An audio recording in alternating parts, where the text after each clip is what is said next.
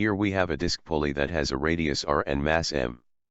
The surface between mass m2 and the ramp is not frictionless with coefficient of kinetic friction. The mass m2 slides down to the left while mass m1 moves upward. For letter A, derive an expression for the acceleration of the masses. For letter B, find the tensions T1 and T2. First we draw the FBD for each mass. Here we have for mass 1 and we note there are no forces along the x-axis, so it is just two forces, tension and weight 1. The second mass lies on a plane with friction and the block moves downward with acceleration A. Here the tension is labeled as T2 to differentiate from T1 earlier. Here we have considered that the tensions are different, or T1 is not the same as T2. Here we add an FBD for the pulley that relates the two masses through their tensions. So the pulley is a disc and it is allowed to rotate with an angular acceleration. Here we will assume the pulley as a disc with a moment of inertia.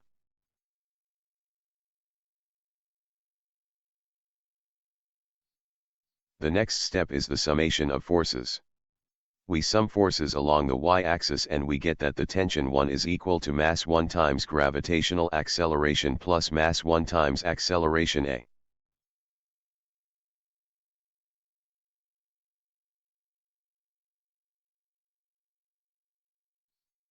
Next we sum the forces for mass 2.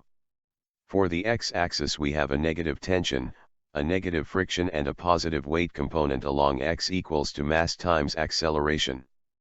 We write an expression for tension 2 which is equal to the weight times sine theta minus the coefficient of friction times the normal force minus mass 2 times acceleration. To get an expression for the normal force we use the sum of forces along the y-axis, which we then substitute to the previous equation. So, the expression for the tension is simplified further as shown in equation B. For the pulley system, we use the sum of torque or net torque, which is equal to the moment of inertia times angular acceleration. So we have two forces and we examine which one causes the rotation clockwise and counterclockwise. So for tension 1 it can cause the disc to rotate counterclockwise, so it has a positive sign. For tension 2 it can cause the pulley to rotate clockwise, so it has a negative sign to indicate its direction of motion. Here the disc is assumed to have the same moment of inertia at its center of mass as a solid cylinder, which is equal to 1/2 times the mass times the radius. We also recall the expression of angular acceleration in relation to translational acceleration, or to be more specific, the tangential acceleration, as equal to the fraction of acceleration over the radius r. Substituting these equations we obtain equation D. We then use this expression and substitute the other two expressions of tension. Substituting the equations for the tension, or equation A and B, to equation D to get an expression for the acceleration. So, here we have a couple of steps to simplify equation D, so double check as you transpose terms, especially the signs. Written in at the bottom is the expression for the acceleration A.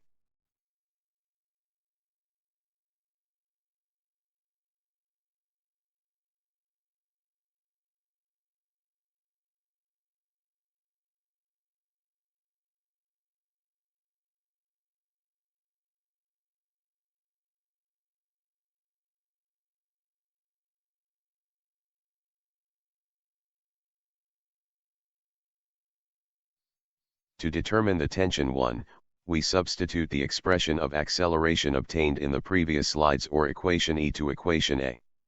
So we simplify this expression of tension 1 as shown here.